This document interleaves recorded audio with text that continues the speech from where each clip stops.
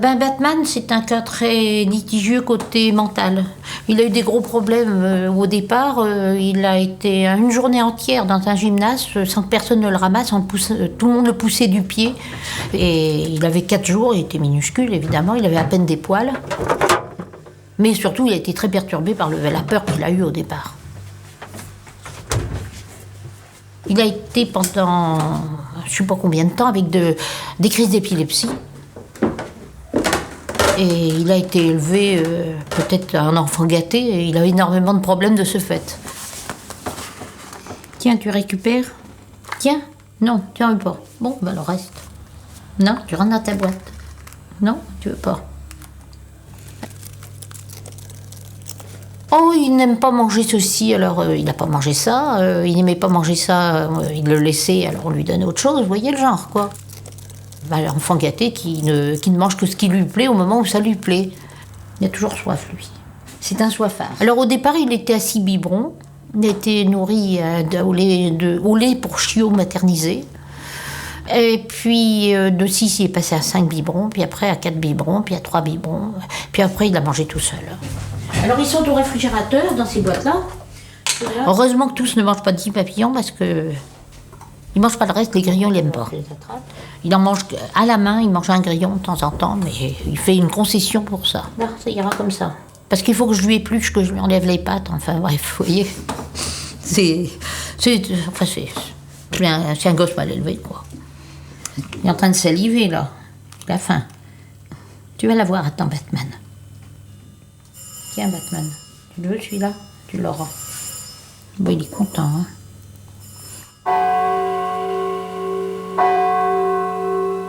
Selon une croyance très répandue au Moyen-Âge, Lucifer aurait emprunté à la chauve-souris ses ailes, ses griffes et ses dents pour conquérir le monde des hommes.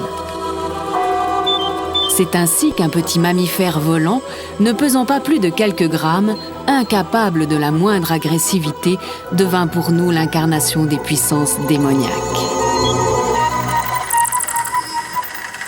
Injustement associée aux vampires, elle fut imaginée comme une buveuse de sang.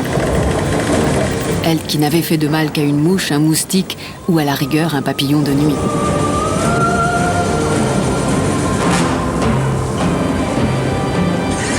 La chauve-souris devint à tout jamais cette ombre lugubre et froide, annonciatrice de mort.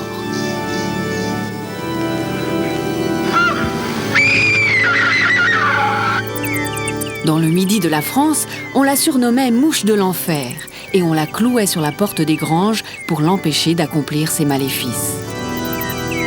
François Terrasson, maître de conférences au Muséum d'histoire naturelle, s'est penché sur la relation que l'homme a nouée avec la chauve-souris. Dans les fables de La Fontaine, la chauve-souris, elle dit « Je suis oiseau, voyez mes ailes, je suis souris, vive les rats ». En fait, c'est un être complètement ambigu, un mammifère volant. D'habitude, les éléphants, les hippopotames et nous autres mammifères, on ne vole pas. Pour nous, les ailes, c'est l'apanage de l'oiseau.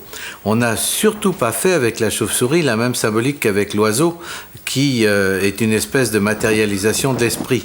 Non, la chauve-souris, elle fait partie des forces obscures. D'abord, elle sort à la tombée de la nuit, elle sort à la nuit, et elle habite dans des grottes, sous des soupentes, dans des endroits extrêmement planqués, où elle dort la tête en bas, ce qui est encore une originalité qui n'arrange pas la perception qu'on a d'elle. Et tout ça fait une bête quasiment monstrueuse pour les êtres humains.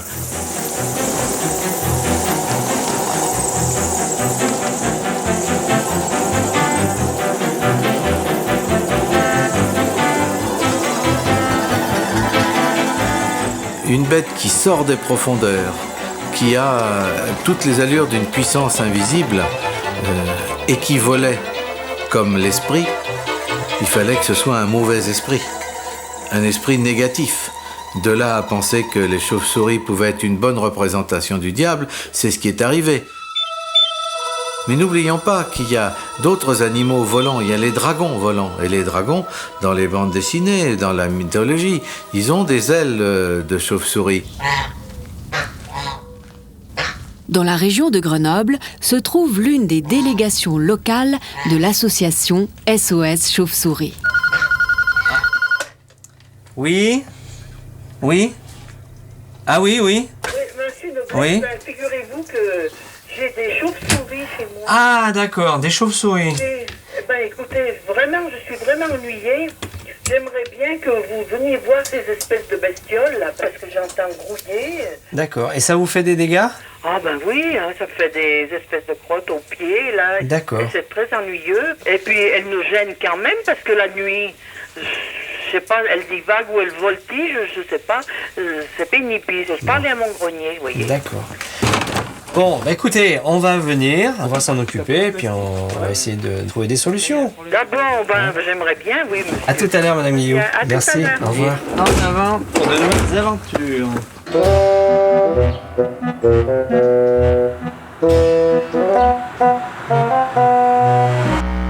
Le soir, je suis obligée de fermer mes volets, je les entends. Je les vois volter, là. D'accord. C'est ennuyeux. Hein. Et ce grenier qui est là? Voilà, et je les entends le soir, vous savez, qui grouillent, qui tout. Et puis alors, impossible d'aller au grenier. J'en ai vraiment, vraiment peur. Hein.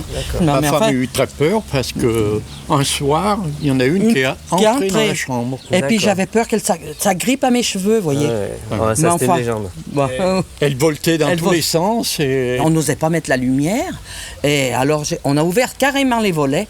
Et puis alors, elle s'est échappée. Vous savez, On va j'avais les peur voir, que ça on va en grippe dans mes attraper une cheveux, pour hein. voir ce que c'est. Oui. Hein, on va vous montrer et puis on vous dira s'il faut faire quelque chose. Hein, on va essayer d'en attraper une si c'est possible. On va essayer de pas faire trop de bruit. Ça grouille là-haut. Je peux vraiment pas y supporter. On n'est pas content, quoi. On n'est pas content. Pas content. Venez voir, monsieur Noblet. Je sais pas, mais ça doit se tenir par là. Regardez. Oui, c'est incroyable. C'est le guano, ça. Les guanos, là, toutes là. Il y en a un paquet. Attends, elle doit bouger par là. Cheminée. J'entends crier, ça doit être là au-dessus. On va regarder. Oui, c'est peut-être là. il faudrait regarder attentivement. Ah oui, oui. Oui, là, c'est un Ah oui, grand- j'en vois. oui. Ah là, oui. Ah, je l'ai vu. Ah oui. Ça, c'est des grands murins. C'est des grands murins. Des grands murins, moi, c'est Faudrait qu'on une arrête. race. Elle va barrer. Elle s'envole, elle s'envole, sont effarouchées. Ah oui. Attendez, par là. Oh là là, super. Regardez, elles sont toutes Là là. aussi, il y en a là. Regardez, il y en a. Ah, alors ça, c'est la colonie de reproduction, tu vois. Il y a des femelles, il y a des jeunes. Ah oui. Oui, ça grouille là-haut. 5, 10, 20, 30, 40. Oui, il y en a au moins une cinquantaine. Là. Elles sont toutes rassemblées, monsieur. Elles sont toutes rassemblées, hein. Ah ben alors, regardez, hein, comme elles se manifestent, là, je sais pas ce qu'elles font, hein. Oh, super, ça c'est beau ça. Ils se grattent un peu, ils ont des parasites là. Oui, il y en a une qui est super. Oui. Il y en a un paquet là. Il y a des jeunes, regardez. Ceux qui sont gris là, c'est des jeunes. Les jeunes sont un peu plus petits, un peu gris. Donc c'est pour ça que ça vous fait des guanos en bas là, comme ça. Ah oui, ça fait un gros tas. Ça c'est un problème, on peut le régler. Hein, ça, Ah bon En mettant ce qu'il faut comme Comme... plastique dessous, on va arriver à nettoyer ça sans Ah bon, ça ira bien. On va en attraper une. Ah bon? Et puis on va regarder un peu ça comme il faut. Oui, voilà. Ah ben, Allez, on va est prendre bien l'échelle. aimable, alors. Ah ben, faut... Ah, voilà. On va prendre l'échelle. Quand on regarde les chauves-souris, on a l'impression qu'elles sont pas finies, ou en tout cas qu'elles viennent de la nuit des temps, comme si elles avaient été fabriquées il y a très très longtemps, au moment où la nature tâtonnait, où la nature était encore un peu plus impudique et indécente qu'elle l'est maintenant. Il y a de la fabrication cosmique primordiale, il y a du primordial dans la chauve-souris. Pourtant, ce sont des mammifères. La nature, autant qu'on puisse le savoir, elle fait ce qu'elle peut. Elle se débrouille avec les moyens du bord. Elle va coller toutes sortes de morceaux par-ci, par-là, et sans faire attention, savoir si ça va nous faire peur ou non. Non, la nature fait ce qu'il y a à faire, et puis ça donne des trucs que certains pensent épouvantables. On ne peut pas s'empêcher de se dire, mais qui c'est qui a bien pu fabriquer tout ça? Et si ça s'est fabriqué tout seul, comme il est possible, eh bien, ça a quand même une drôle d'allure.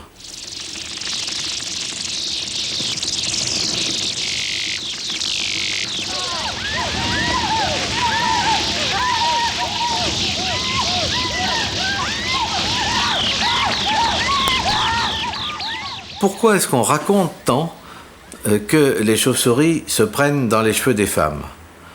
On ne peut pas exclure que ce soit arrivé 1 ou 2 fois. Pourquoi pas? Mais qu'on en parle tant, c'est louche.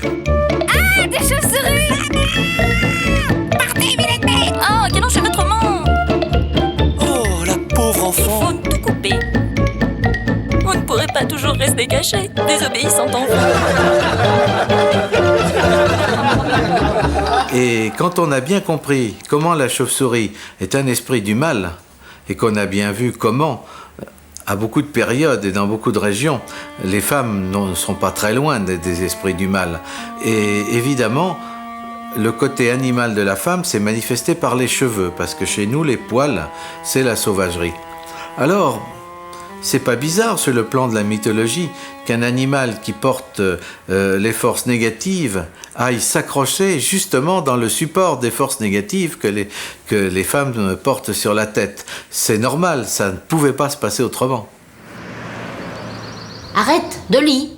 Fini, Dolly. Quelle petite peste. Regardez-moi ça. T'arrêtes de mordre. Tu arrêtes. Regardez ça, elle y met tout son cœur. Dolly. Ah, là, elle réfléchit.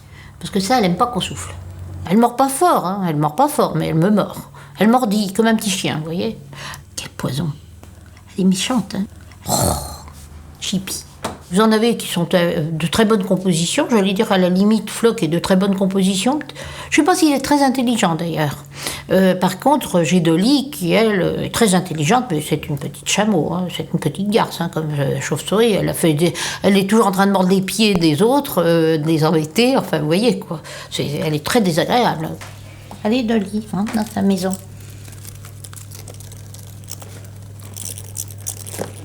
J'ai beaucoup d'admiration pour ces bêtes-là. Parce qu'elles ont des stratégies pour se maintenir à l'état vivant actuellement qui sont absolument extraordinaires. Là, par rapport à l'hiver, par exemple, par rapport au froid, par rapport à la dépense énergétique minimum.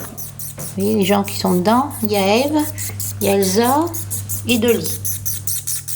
Ça y est, la panique s'instaure. C'est anormal que la boîte soit ouverte. C'est ce qu'on appelle une espèce anthropophile. Hein. C'est-à-dire qui aime l'homme. Elle nous aime. Elle nous recherche.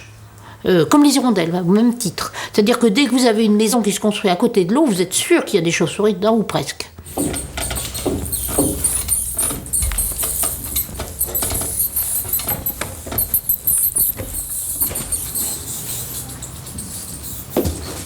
Ouh là là. Foutre le camp. Oh. C'est bon, j'en ai une. Ah, bon, oh là là, on a Vous avez une. attrapé une? On va mettre le plus On va le mettre là-dedans. Tu fermes le sac. On va aller voir ça dehors. J'ai une crainte hein, toujours de ces chauves-souris parce qu'il y en a tellement là où je me demande quel moyen vous allez avoir pour m'en débarrasser. Vous l'avez dans votre sac, mais vous savez, j'ai peur un peu. Je sors ce que j'ai dans mon sac, Madame Guillot. D'accord. Essayez tout doucement, mais vous savez... Hein, je voudrais pas vous effrayer trop. Non, hein, allons-y, non. j'essaye. Alors, regardez cette petite bête gentille. Non. Ouh là là, elle est pas bien grosse, attention. Là là, la dentition.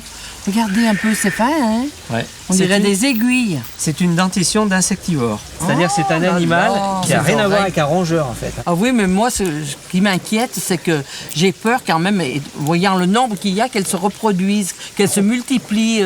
Ça pullule. Ça pullule, oui, qu'elles se multiplient. Non, c'est pas le cas parce que les chauves-souris font seulement un petit une fois par an.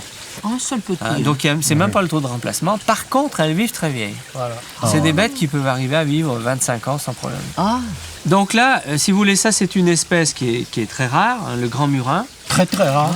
En Isère, c'est la première colonie de reproduction que je trouve ici. Ah oui? Ouais. Et je vais vous dire une chose. Si vous habitez à côté d'une colonie de grand murin, c'est que vous êtes dans un environnement de très grande qualité. Ah oui? Mais regardez, Madame Guillot. Regardez. Quand il ferme la bouche, regardez comme c'est mignon. Oui. Regardez. Peut-être, hein, mais enfin... Regardez. Oui. Vous voulez la toucher? Je vais essayer tout doucement. Allez, hein. essayez sur le J'ose pas crâne. trop, hein. Regardez. J'ose pas trop. Non, mais vous ne craignez rien. Ah bon? Ah ben... Allez, voilà. Oh là là, voilà. oui, maintenant elle est... Une grande amitié est née. Oui. Oh là là. Alors, qu'est-ce qu'on fait? Ben, Vous nous avez convaincus quand même. Ah ouais? Ah bah oui, Un oui, peu, oh, bah. oui. Bah, moi je crois On les que garde, on les on les garde, garde, hein. finalement. Faut les sauver, on les garde, oui. Les histoires de s'accrocher aux cheveux, ça c'est une rumeur, je vous dis. Mais si vous voulez, je vous fais une démonstration. Je peux... Bah oui. Alors on va essayer. Vous voyez, je mets la chauve-souris sur les cheveux et je lâche. Et voilà. Et voilà. Et hop là. Elle est partie, elle y va.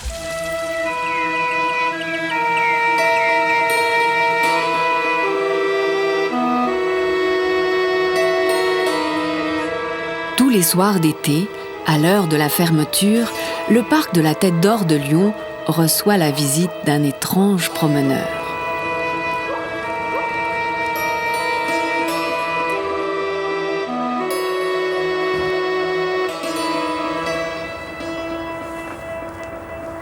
Il s'agit de Yves Tupinier, électrophysicien et biologiste.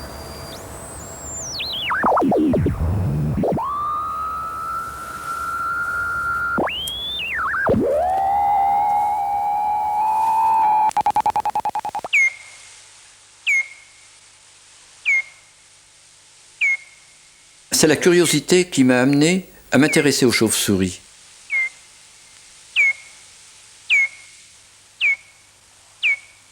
À travers les chauves-souris, je me suis trouvé dans un carrefour de diverses sciences, en particulier la biologie et la physique, ce qui m'a permis de m'engager dans ces études sur le sonar.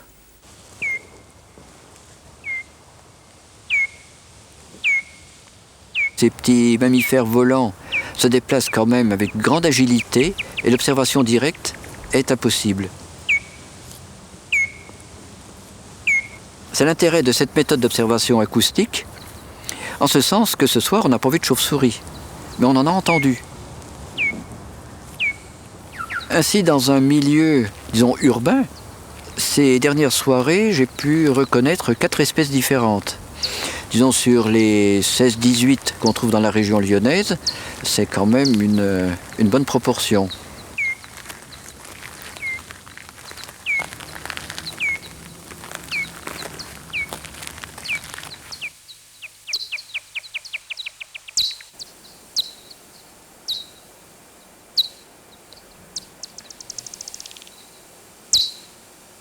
Les chauves-souris ont une fonction sonore qui leur sert à percevoir le monde qui les entoure et se recréer dans leur cerveau une image acoustique de ce paysage. Alors, la chauve-souris pose donc des questions. La première question, y a-t-il quelque chose? Si cette question est positive, elle va vouloir savoir où est ce quelque chose. Et quand elle sait où est ce quelque chose, savoir ce que c'est.